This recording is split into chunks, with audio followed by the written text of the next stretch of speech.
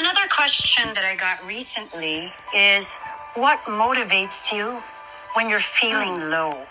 Normally kasi, di ba, pag hindi okay ang pakiramdam natin, parang, ayoko na, we give up, it's the end of the world. Don't. Rest on it for a while. Give it a couple of days, tapos recover from that low feeling. Because you can't get stuck with that low feeling all the time. Diba? Life goes on. Use it.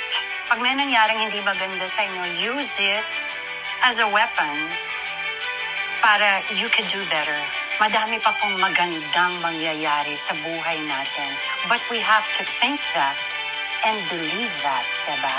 Wag po tayo ma-stuck dun sa, ito na parati ang nararamdaman ko, I'm so down. No.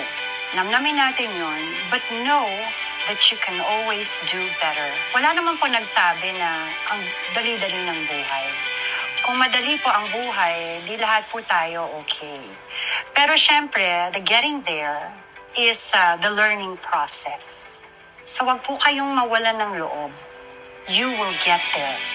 Promise. Don't ever get stuck with your low moments, because you will always have high moments. Believe in yourself. You can do it. Let's stay positive, everyone. Happy Monday.